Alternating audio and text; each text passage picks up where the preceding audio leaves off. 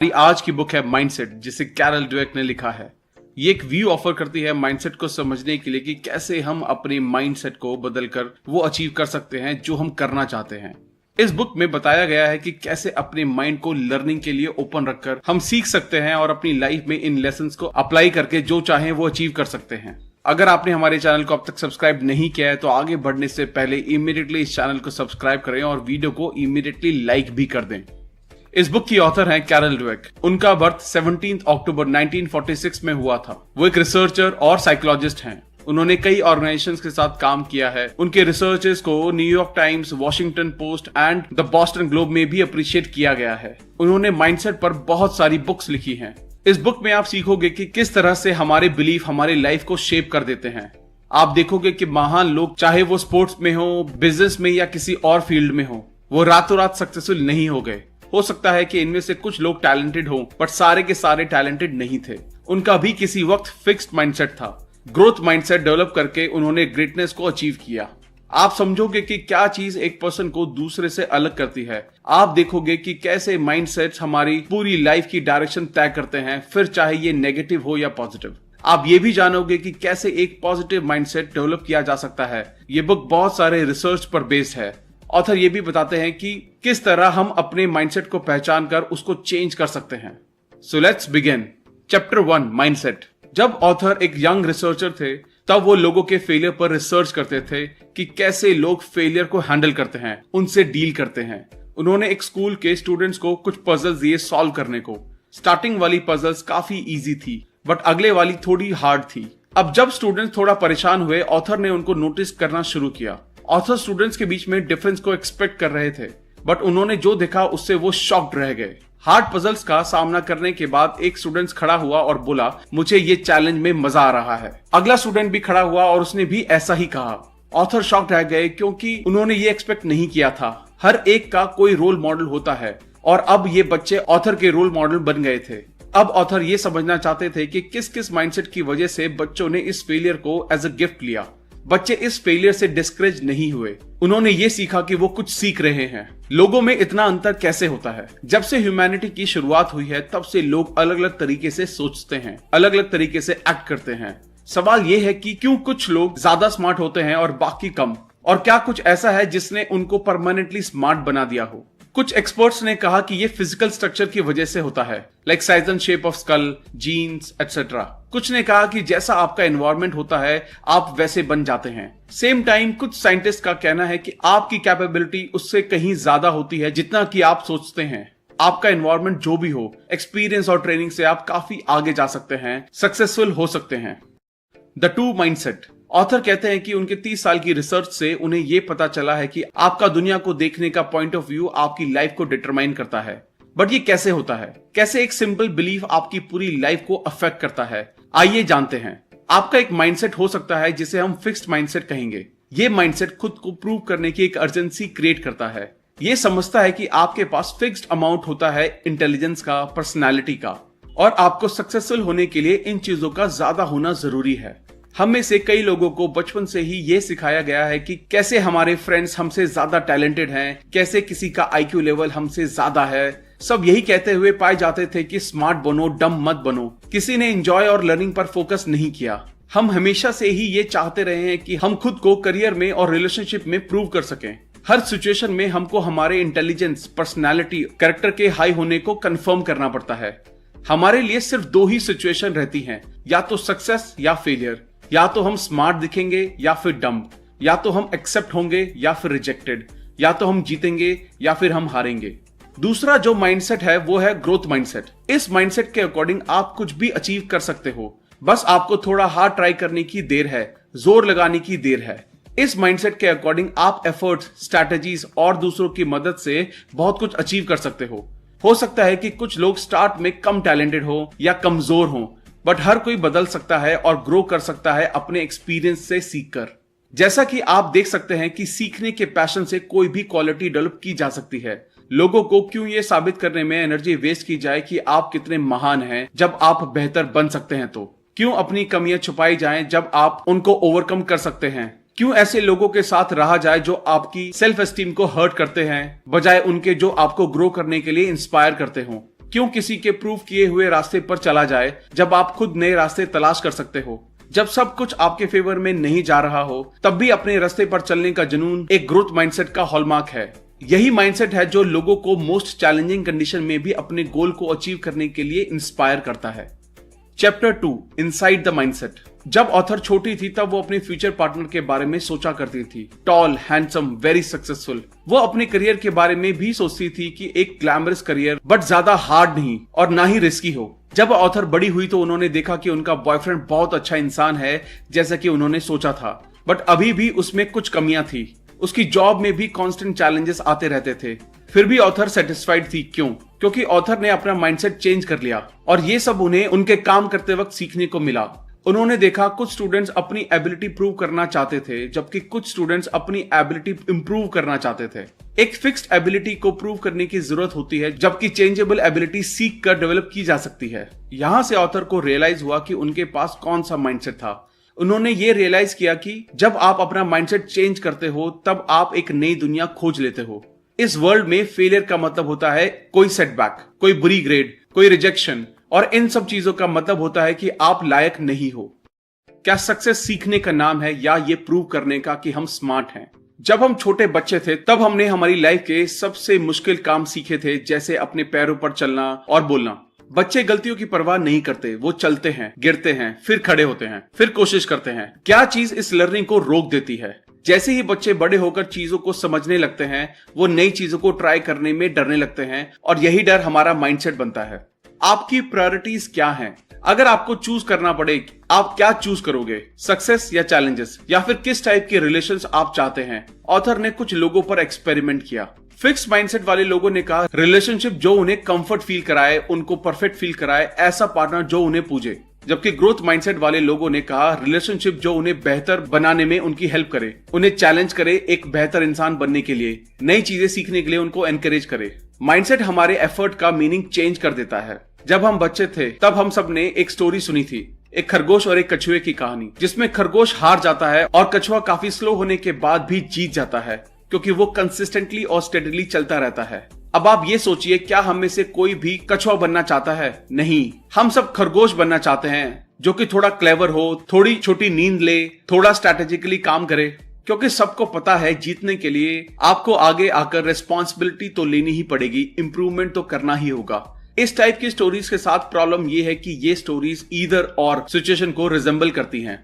या तो आप टैलेंटेड हैं या फिर आपको ज्यादा एफर्ट लगाना होगा। ये हमें फिक्स्ड माइंडसेट की ओर ले जाता है, जैसे एफर्ट सिर्फ उन लोगों के लिए हैं जो कमजोर हैं या कम टैलेंटेड हैं। लोग हमेशा आपसे कहते रहते हैं अगर आपको किसी चीज के लिए मेहनत करनी पड़ रही है इसका मतलब ये है कि आप में वो एबिलिटी ही नहीं है, या फिर उन लोगों के पास सब कुछ आसानी से आ जाता है जो जीनियस होते हैं। दूसरी तरफ ग्रोथ माइंडसेट वाले लोग मानते हैं कि जीनियस लोगों को भी कुछ अचीव करने के लिए मेहनत की जरूरत पड़ती है। और बात जब एफर्ट्स की आती है, एफर्ट्स टेरिफाइंग होते हैं दो वजह से। एक तो फिक्स माइंडसेट के लिए जीनियस लोगों को एफर्ट लगाने की जरूरत नहीं होती, अगर जरूरत हुई तो उससे ये प्रूव हो जाएगा कि वो जीनियस नहीं है।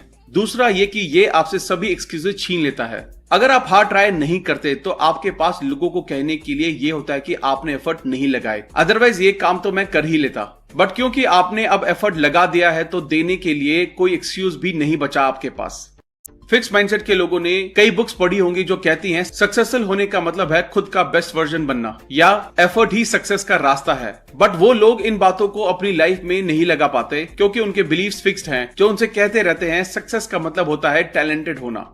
Questions and answers. क्वेश्चन, अगर आप एक बार अपने काम से अपनी एबिलिटी प्रूव कर चुके हो तो क्या आपको इसको लगातार साबित करते रहने की जरूरत है? फॉर एग्जाम्पल, एक प्रिंस ने एक ड्रैगन को मारकर अपनी ब्रेवरी प्रूव करके अपनी ड्रीम गर्ल से शादी कर ली, तो क्या उसको अब भी प्रैक्टिस करते रहने की जरूरत है क्योंकि उसको वो मिल चुका है जो उसको चाहिए था? तो आंसर ये है यस, क्योंकि हर दिन नए बड़े ड्रैगन आते रहेंगे और जैसे जैसे सिचुएशन हार्ड होती है, और ऐसा जरूरी नहीं है कि कल की एबिलिटी आज काम आ जाए, सो इम्प्रूवमेंट तो करना ही होगा। क्वेश्चन, क्या माइंडसेट परमानेंट होते हैं या फिर आप उन्हें चेंज भी कर सकते हैं? दोनों माइंडसेट की थ्योरी पढ़कर आप ये तो समझ गए होंगे कि इनको चेंज किया जा सकता है, आप अपनी सोच को बदल सकते हैं। ये भी जानना जरूरी है कि लोग हमेशा एक ही माइंडसेट में नहीं रहते। ऑथर ने अपने एक्सपेरिमेंट्स में ये देखा है कि कुछ भी सीखा जा सकता है अगर थोड़ा हार्ड ट्राई किया जाए, और ये आपको ग्रोथ माइंडसेट में ले जा सकता है। क्वेश्चन, क्या मैं फिक्स माइंडसेट और ग्रोथ माइंडसेट दोनों माइंडसेट वाला इंसान हो सकता हूं? क्योंकि मुझे लगता है कि ऐसा ही है।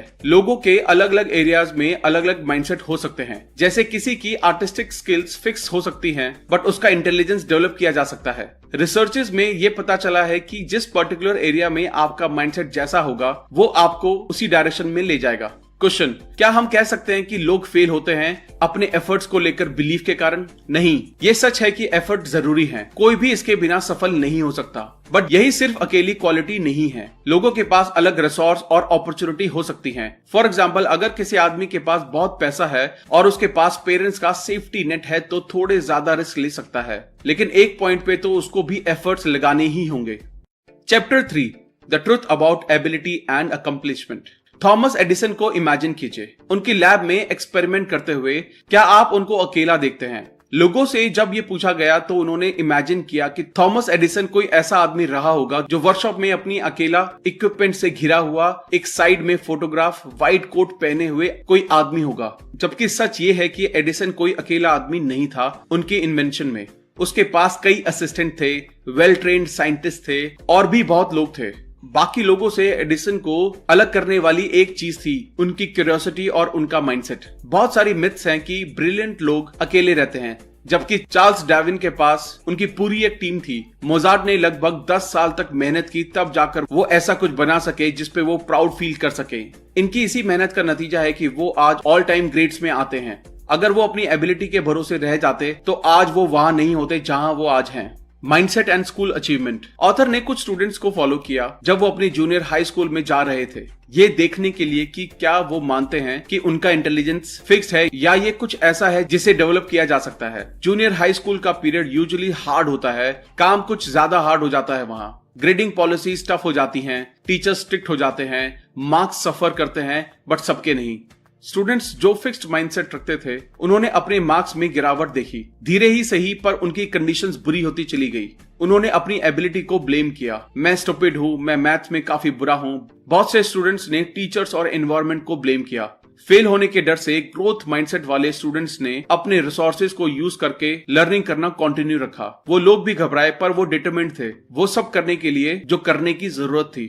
स्टूडेंट जो फिक्स्ड माइंडसेट रखते थे उन्होंने इस हार्ड टाइम को एज अ थ्रेट लिया। उनको लगा कि ये हार्ड टाइम सबके सामने उनके फ्लॉज को रिवील कर देगा और उनको एक लूजर साबित कर देगा। उन्होंने अपने ईगो को प्रोटेक्ट करने के लिए अपने रिसोर्सेज को ब्लेम किया। उन्होंने कहा कि उनका गोल था सबसे स्मार्ट दिखना, ऐसा दिखना कि सबसे कम एफर्ट लगाकर काफी कुछ अचीव करने की एबिलिटी है उनमें। वो अक्सर ये स्टेटमेंट यूज करते थे, मेरे स्कूल में मेरा मेन गोल सब कुछ इजीली करना था, इसलिए मैंने ज्यादा मेहनत करना जरूरी नहीं समझा। दूसरी तरफ ग्रोथ माइंडसेट वाले स्टूडेंट्स के लिए इस बात का कोई मतलब नहीं था कि वो कोशिश करना छोड़ दे। उनके लिए ये वक्त कुछ सीखने की अपॉर्चुनिटी था। ये वक्त था कुछ नए सब्जेक्ट्स को सीखने का। एक वक्त था ये देखने का कि उन्हें क्या पसंद है और वो फ्यूचर में क्या बन सकते हैं। कंक्लूजन ये है कि हर कोई एक जैसा नहीं है, बट हम सही माइंडसेट रखकर वो सब कुछ अचीव कर सकते हैं जो हम चाहते हैं। क्या आर्टिस्टिक एबिलिटी एक गिफ्ट है? ये एक आम मान्यता है कि इंटेलिजेंस बाय बर्थ होता है, ना कि डेवलप किया जा सकता है। बात अगर आर्टिस्टिक एबिलिटी की होती है, उसके बारे में भी यही कहा जाता है। फॉर एग्जाम्पल, लोग नेचुरली या तो अच्छी ड्राइंग बना लेते हैं या फिर वो नहीं बना पाते। इवन ऑथर भी इस बात को मानती थी। फिर वो एक बूढ़े आदमी से मिली जिसका नाम एडवर्ड था। वो एक ड्राइंग क्लासेस चलाता था। वो अपने क्लाइंट से उल्लू की आर्ट बनवाता था। उन्होंने ऑथर को भी यही करने को बोला। ऑथर ने कुछ ड्राइंग बनाई, फिर एडवर्ड्स ने कुछ लोगों की पहले की और बाद की ड्राइंग दिखाई। ऑथर सरप्राइज हो गई उनको देखकर कि बाद वाली ड्राइंग काफी अच्छी बनी थी। उन्होंने इसके पीछे का राज एडवर्ड से पूछा। एडवर्ड ने कहा, देखने का तरीका। ड्राइंग स्किल्स में इनमें ज्यादा चेंज नहीं आया था। चेंज आया था सही से देखने की वजह से। ड्राइंग के edges, spaces, light, shadow. Drawing सीखने के लिए हर एक कंपोनेंट को डीपली सीखना होता है और फिर उन्हें एक प्रोसेस में डालना होता है जिससे इसे सीखा जा सके। कंक्लूजन ये है कि कुछ लोग किसी चीज को बिना किसी ट्रेनिंग या बहुत कम ट्रेनिंग के साथ कर सकते हैं, बट कोई और भी इस काम को और भी अच्छे तरीके से कर सकता है अगर वो ट्रेनिंग करता रहे तो। प्रेज एंड पॉजिटिव लेबल्स का खतरा। प्रेज कैसे आपकी परफॉर्मेंस को एनहांस या हैम्पर कर सकती है? इसके लिए ऑथर ने कुछ स्टूडेंट्स पर एक एक्सपेरिमेंट किया। उन्होंने हर स्टूडेंट्स को 10 सवालों के सेट दिए सॉल्व करने को। उन्होंने जब अच्छा परफॉर्म किया तो ऑथर ने उन्हें प्रेज किया। ऑथर ने ग्रुप को प्रेज किया, आप सबने बहुत अच्छा परफॉर्म किया, आप सभी टैलेंटेड हैं। फिर उन्होंने दूसरे ग्रुप से कहा, आपने भी बहुत अच्छा किया, आपने बहुत मेहनत की। दोनों ग्रुप टेस्ट से पहले सेम थे, बट बाद में वो अलग हो गए। जिनको तारीफ मिली टैलेंट के लिए, उनमें एक फिक्स्ड माइंडसेट डेवलप हुआ और उनमें ये साइन भी दिखाई दिए। जब ऑथर ने उनको एक नया टास्क दिया तो उन्होंने अपने फ्लॉज रिवील होने के डर से मना कर दिया। जब ऑथर ने यही टास्क ग्रोथ माइंडसेट वाले ग्रुप को दिया, उन्होंने चैलेंज एक्सेप्ट किया। कुछ दिनों बाद ऑथर ने इन सभी को कुछ क्वेश्चन दिए सॉल्व करने को। टैलेंटेड स्टूडेंट्स अच्छा परफॉर्म नहीं कर पाए और वो ये सोचने लगे कि वो अब स्मार्ट नहीं रहे। और ग्रोथ माइंडसेट वाले स्टूडेंट्स के लिए डिफिकल्ट का मतलब होता है ज्यादा एफर्ट लगाओ। उन्होंने इसको एज अ फेलियर नहीं देखा। किसी को प्रेज करने से पहले आप ये जरूर सोचें कि कंस्ट्रक्टिव वे में ही प्रेज किया जाए, ना ही डिस्ट्रक्टिव वे में। नेगेटिव लेबल्स और ये कैसे काम करते हैं। बचपन में ऑथर मैथमेटिक्स में अच्छी थी। हाई स्कूल में उन्होंने 99% स्कोर किया। तब उनके टीचर मिस्टर हेलमैन ने कहा कि लड़कियां मैथ में लड़कों के कंपेयर में अच्छी नहीं होती, और तब से ऑथर के ग्रेड कम होना शुरू हो गए। ना सिर्फ ऑथर बट कुछ और गर्ल्स स्टूडेंट्स के मार्क्स भी कम हुए। तो आपने देखा कैसे एक सिंपल लेबलिंग की लड़कियां मैथ्स में इतनी अच्छी नहीं होती, कैसे इस वजह से लड़कियों की ग्रेड्स कम हुई। और इस बात को साइकोलॉजिस्ट ने भी प्रूव किया है कि नेगेटिव लेबल से अचीवमेंट हार्म होता है। जब स्टीरियोटाइप्स बीच में आता है, वो लोगों को अपने रास्ते से भटका देता है। ये सबके साथ नहीं होता, ये उन लोगों के साथ होता है जिनका फिक्स माइंडसेट होता है। और जब कोई ऐसा बोलता है अपने बारे में, तो अपनी एबिलिटी पर हम खुद सवाल उठाने लगते हैं। जब हमें पॉजिटिव लेबल किया जाता है तो हम इसे खोने से डरते हैं, और जब नेगेटिव लेबल किया जाता है तो आप डर जाते हैं कि कहीं यही तो सच नहीं है। दूसरी तरफ ग्रोथ माइंडसेट वाले लोग मानते हैं कि कोई भी कमी परमानेंट नहीं होती, आप इन्हें ओवरकम कर सकते हैं। कंक्लूजन ये है कि नेगेटिव लेबल से डरे नहीं, ग्रोथ माइंडसेट अपनाएं और कंस्ट्रक्टिव वे में इसे लें। Chapter 4 sports the mindset of a champion. Sports में हर कोई ये मानता है कि टैलेंट गिफ्टेड होता है, इवन एक्सपर्ट्स और कोचेस भी। वो ये मानते हैं कि एथलीट जैसी फिजिक होना, एथलीट के जैसे मूव करना, ये सब नेचुरल होता है।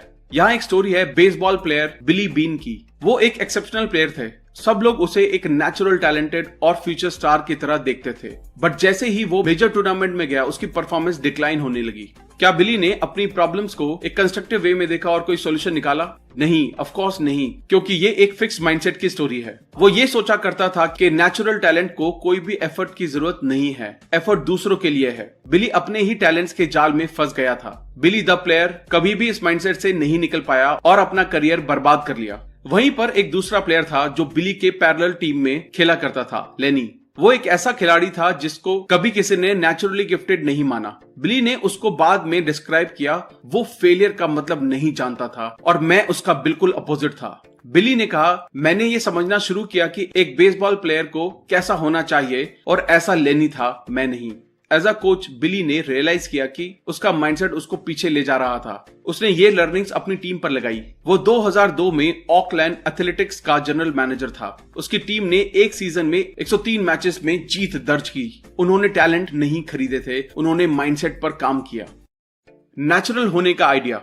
किसी के शरीर की बनावट दिमाग के बनावट जैसी नहीं होती, क्योंकि ये विजिबली देखी जा सकती है। साइज, शेप, बिल्ड सब विजिबल होते हैं, पर क्या ये सच में इतने मैटर करते हैं? Let's see. Maksi Burgess height 5'3", NBA में बास्केटबॉल खेला। डॉग फ्लेट कम हाइट का क्वार्टरबैक न्यू इंग्लैंड पेट्रॉइट्स के लिए खेला। पेटे ग्रे जिसका एक हाथ नहीं था, वो मेजर लीग बेसबॉल खेला। ग्लेन कनिंगम एक पांव जला हुआ और डैमेज होने के बाद भी एक महान रनर बना। और ऐसे कई एग्जाम्पल हैं जो ये प्रूव करते हैं कि फिजिकल अपीयरेंस का परफॉर्मेंस से कोई लेना देना नहीं है। अगर आप कमिटेड हैं और एक ग्रोथ माइंडसेट रखते हैं, तब आप किसी भी हर्डल को ओवरकम कर सकते हैं। माइकल जॉर्डन वो एक नेचुरल एथलीट नहीं थे, बट वो हार्डेस्ट वर्किंग एथलीट थे, शायद स्पोर्ट्स की हिस्ट्री के सबसे हार्डेस्ट वर्किंग।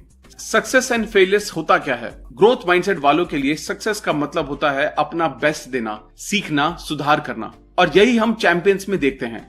जैकी जेनर कहते हैं, एथलेटिक्स का असली मजा हमेशा जीतने में नहीं होता, उनके लिए प्रोसेस का हर पल मजेदार होता है। वो हार को हार की तरह नहीं लेते, वो इसको इम्प्रूवमेंट की एक अपॉर्चुनिटी की तरह लेते हैं। जब वो हारते हैं, वो देखते हैं कि कहाँ गलती हुई है और सुधार करते हैं और पहले से ज्यादा काम करते हैं। ग्रोथ माइंडसेट वाले लोग सेटबैक को मोटिवेशन की तरह लेते हैं, एज अ वेकअप कॉल लेते हैं। कंक्लूजन ये है कि जैसा हम देख सकते हैं कि लगातार होने वाले सुधार मैटर करते हैं, सक्सेस तो मिल ही जाती है। हमको अपने फेलियर से सीखने की जरूरत है और इन लेसन्स को अपनी लाइफ में लगाने की जरूरत है। Taking charge of success. Success का चार्ज लीजिए। ग्रोथ माइंडसेट वाले लोग अपनी सक्सेस के लिए रिस्पॉन्सिबिलिटी लेते हैं और इसको मेंटेन करते हैं।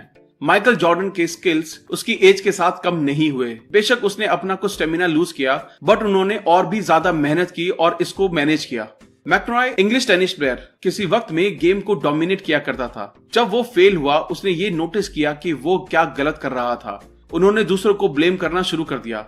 ऐसा करके उसने खुद का कुछ भी भला नहीं किया। उसको लगा कि कोई और आकर उसकी ये प्रॉब्लम सॉल्व करेगा। वो सिस्टम पर नाराज हुआ। बट ये आपकी जिंदगी है, आपको इसकी जिम्मेदारी लेनी ही होगी। कभी रिस्पॉन्सिबिलिटी लेने के बारे में सोचा है? नहीं, क्योंकि आप फिक्स माइंडसेट में फंसे हो। आप खुद को एक फिनिश प्रोडक्ट की तरह देखते हो। आप चेंजेस होते हुए नहीं देखना चाहते, क्योंकि आप खुद चेंज होने से डरते हो। Chapter 5, business mindset and leadership, Enron and the talented mindset. 2001 में एक कंपनी एनरॉन टैलेंटेड स्टूडेंट्स को हायर करने के लिए जानी जाती थी, फाइनेंशियली सफर करने लगी। हर कोई उम्मीद कर रहा था कि कंपनी की इतनी बुरी हालत नहीं हो सकती, पर फिर भी हुई। क्या ये करप्शन की वजह से था? क्या ये इनकॉम्पिटेंस की वजह से था? एनरॉन ने एक कल्चर बना दिया था टैलेंटेड स्टूडेंट्स को हायर करने का। इसने उन स्टूडेंट्स को फिक्स माइंडसेट डेवलप होने दिया। वो नई चीजें नहीं सीख पाए। एनरॉन की थिंकिंग ये थी कि आपको सक्सेस के लिए टैलेंट माइंडसेट चाहिए, और सच ये है कि इस तरह की सोच के साथ आप मार्केट में आगे नहीं बढ़ सकते। Fix mindset leaders in action. Warren Bennis leadership guru, जिन्होंने दुनिया के ग्रेटेस्ट लीडर्स को स्टडी किया। इनमें से हर एक लीडर में उन्होंने देखा कि कुछ बातें हैं जो इन सब लोगों में हैं। वो लोग खुद को प्रूव करने की कोशिश नहीं करते। वो तो बस वो करते हैं जिसे वो प्यार करते हैं अपने काम से, और इसी बात ने उनकी कंपनी को टॉप पर पहुंचाया। ली लाखों का ऐसे नहीं थे। वो एक फिक्स माइंडसेट वाले पर्सन थे। हेनरी फोर्ड जूनियर के लिए काम करते थे। वो अपने आप को हेनरी फोर्ड के सक्सेसर की तरह देखते थे। बट एक दिन हेनरी फोर्ड ने उन्हें फायर कर दिया। उनका फिक्स माइंडसेट ये एक्सेप्ट नहीं कर पा रहा था। उनका माइंडसेट उनको ये बता रहा था कि वो इतने भी सुपीरियर नहीं हैं, अदरवाइज कोई उनको फायर ही क्यों करता। एक दिन उनकी वाइफ ने उनसे कहा, हेनरी फोर्ड से फायर किए जाने के बाद भी तुम पहले से बेहतर हो चुके हो। तुम अमीर हो, तुम फेमस हो, और तुम इन्फ्लुएंशियल भी। तो अब उन्होंने तय किया कि वो किसी और कंपनी को ज्वाइन करेंगे। उन्होंने क्राइसलर मोटर्स को ज्वाइन किया, जो उस टाइम बुरे दौर से गुजर रही थी। उनको सीईओ बनाया गया। उन्होंने जल्दी से नए और सही लोगों को हायर किया, नए मॉडल्स इंट्रोड्यूस किए और क्राइसलर को फिर से सक्सेसफुल बनाया। और उन्होंने खुद को ध्यान में रखते हुए एक बुक लिखी, today I am a hero. कुछ वक्त बाद क्राइसलर फिर से मुसीबत में पड़ गई। लाखों का फिक्स माइंडसेट खुद को प्रूव करने में लगा रहा। उन्होंने अपना टाइम और कंपनी का पैसा अपनी पब्लिक इमेज को बेहतर बनाने में लगाया। उन्होंने वॉल स्ट्रीट को इम्प्रेस करने के लिए और क्राइसलर मोटर्स के स्टॉक्स के प्राइस बढ़ाने के लिए काफी पैसा खर्च किया, जो पैसा नई कार्स के मैन्युफैक्चरिंग पर खर्च होना चाहिए था। वो बस अपनी सीईओ की पोस्ट से बचना चाहते थे, ताकि वो दुनिया को ये प्रूव कर सके कि वो एक लूजर नहीं थे। फाइनली जब कंपनी को बचने की कुछ उम्मीद बची थी, तब बोर्ड ने लाखों को बाहर कर दिया। उनके बाद जो सीईओ आया, उसने कंपनी को बेहतर चलाया। फिक्स माइंडसेट ये सब कर सकता है। ये कंपनीज को बर्बाद कर सकता है अगर उनका लीडर एक फिक्स माइंडसेट पर्सन है। Growth mindset leaders in action. जब जैक वेल्च ने 1980 में जनरल इलेक्ट्रिक की सीईओ की पोस्ट संभाली, तब कंपनी की वैल्यूएशन $14 बिलियन थी। 20 साल बाद ये वैल्यूएशन बढ़कर $490 बिलियन की हो गई। ये कंपनी वर्ल्ड की सबसे वैल्यूएबल कंपनी बन गई। फॉर्च्यून मैगजीन ने उनके बारे में कहा, most admired studied CEO of his time. But author ने उनके बारे में कुछ और अच्छा पढ़ा न्यूयॉर्क टाइम्स की मैगजीन में, जिसे स्टीव बेनेट ने लिखा था। मैंने एम्प्लॉयज के साथ कैसे बिहेव किया जाता है, ये जैक वेल्च से सीखा है अपने जीई के टेन्योर के दौरान। जैक वेल्च खुद एम्प्लॉयज के पास जाते थे ये देखने के लिए कि क्या चल रहा है। जैक वेल्च का शेड्यूल पैक रहता था, उन्हें कई सारे काम रहते थे, बट उन्होंने लको की तरह नहीं किया। उन्होंने कभी भी वर्कर से बात करना और उनमें इम्प्रूवमेंट करना नहीं छोड़ा। जैक वेल्च का भी किसी वक्त फिक्स माइंडसेट था। 1971 में जब उनका नाम प्रमोशन के लिए कंसीडर किया गया, जीई के एचआर ने कहा, जैक वेल्च एक एरोगेंट पर्सन है, क्रिटिसिज्म एक्सेप्ट नहीं करते हैं, अपने टैलेंट के ऊपर काफी डिपेंड हैं और हार्ड वर्किंग नहीं है, जो कि अच्छे साइन नहीं है। फॉर्चुनेटली जब सक्सेस उनके सर चढ़ी, उन्होंने इसको एक वेकअप कॉल की तरह लिया। उनके एक्सपीरियंस से उन्होंने सीखा कि वो एक गाइड हैं, ना कि एक जज।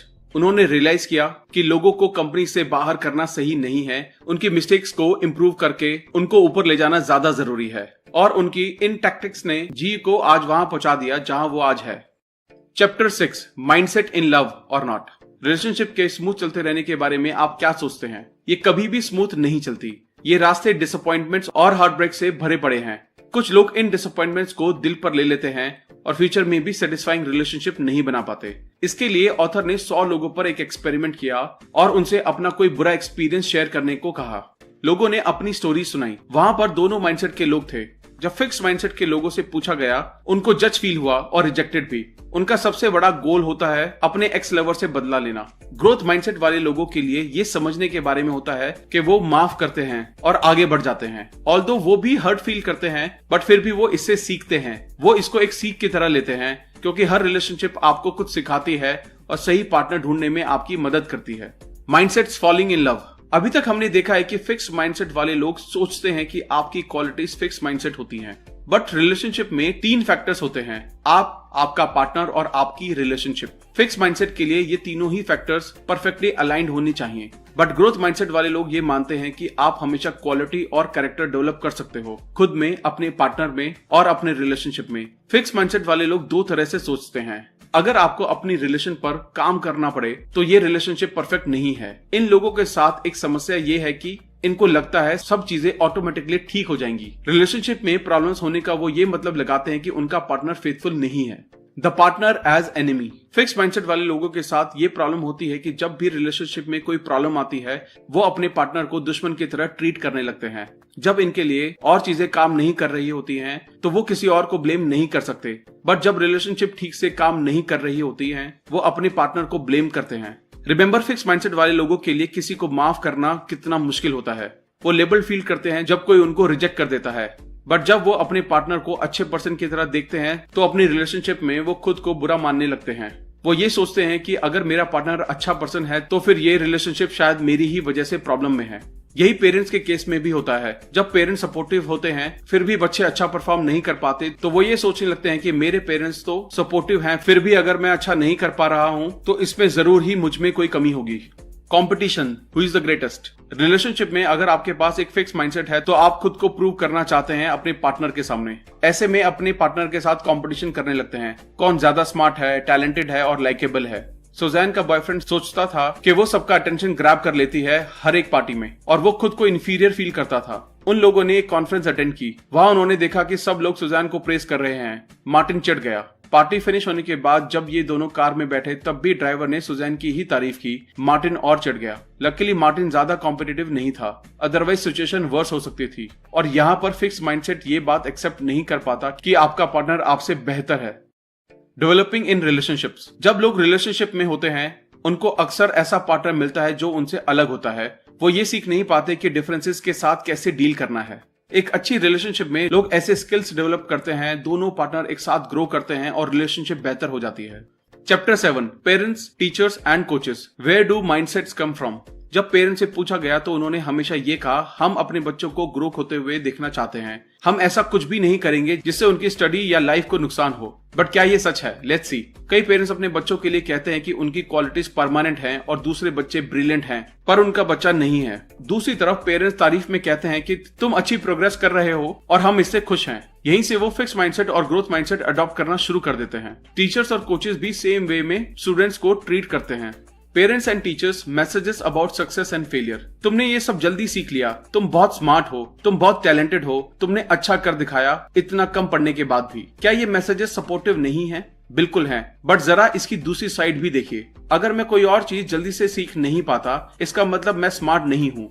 अगले किसी टेस्ट में अगर मैं हार्डवर्क से अच्छे मार्क्स नहीं लाता हूँ तो मैं टैलेंटेड नहीं हूँ। ऐसे सपोर्टिव मैसेजेस भी बच्चों को फिक्स माइंडसेट की तरफ ढकेल देते हैं और वो टैलेंट के साथ और भी ज्यादा ऑब्सेस हो जाते हैं। Reassuring children. कैसे बच्चे को किसी टेस्ट या परफॉर्मेंस के पहले सिक्योर फील करवाया जाए। बच्चों को उनके टैलेंट के बारे में रीअश्योर करना बैकफायर कर सकता है। वो इस बात से डरेंगे कि कहीं वो अच्छा परफॉर्म नहीं कर पाए तो लोग उनको लेस टैलेंटेड समझेंगे। अक्सर पेरेंट्स कहते हैं, देखो तुम स्मार्ट हो इसलिए फिक्र करना बंद करो, तुम्हें पता है तुम अच्छा परफॉर्म करोगे। वो सपोर्टिव हैं बट साथ ही साथ डिस्ट्रक्टिव भी। क्या ये एक तरीका हो सकता है? हर कोई हमको जज करेगा बट हम नहीं करेंगे। हमें खुशी है कि तुमने सीखा और तुम अभी भी सीख रहे हो। Constructive criticism more about failure messages. हमने ये कई बार सुना है कंस्ट्रक्टिव क्रिटिसिज्म, बट क्या हम सच में कंस्ट्रक्टिवली क्रिटिसाइज करते हैं? कंस्ट्रक्टिव मींस किसी बच्चे की हेल्प करना, किसी प्रॉब्लम को सॉल्व करने में, एक बेटर पर्सन बनने में। यहाँ 2 एग्जाम्पल हैं। बेटे, मुझे बहुत बुरा लगता है जब तुम अपना काम फिनिश नहीं करते। तुम कब तक ये काम फिनिश कर लोगे? या फिर, बेटे क्या कुछ ऐसा है जिसे समझने में मैं तुम्हारी मदद कर सकता हूँ? क्या तुम चाहते हो तुम्हारा असाइनमेंट समझने में मैं तुम्हारी हेल्प करूँ? आपने देखा कि किस तरह कंस्ट्रक्टिव क्रिटिसिज्म किया जा सकता है, और एज अ पेरेंट और एज अ ह्यूमन बीइंग हमें यही करना चाहिए। Mindset can be a life and death matter. Parents अपने बच्चे का हमेशा भला चाहते हैं, बट कभी कभी इनको मुसीबत में भी डाल देते हैं। यहाँ एक स्टोरी है सुजैन की। उसके पेरेंट्स चाहते थे कि उनकी लड़की हार्वर्ड बिजनेस स्कूल जाए, बट सुजैन को साइंस में इंटरेस्ट था और उसके पेरेंट्स के प्रेशर की वजह से वो डिप्रेशन में चली गई। इस वजह से कभी कभी उसकी ग्रेड्स A+ आ जाती, पर कभी कभी F ही रह जाती। ऐसी सिचुएशन बच्चों को सुसाइड टेंडेंसी की तरफ भी ले जाती हैं।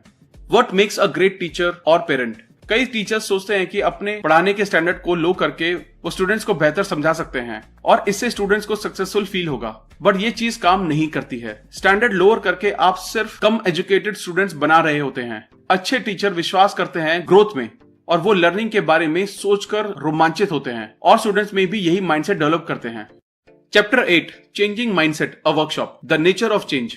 जब ऑथर अपनी फर्स्ट ग्रेड में थी, उसकी फैमिली नए टाउन में मूव कर गई। वहां के स्टूडेंट्स और माहौल ऑथर से अनफेमिलियर थे।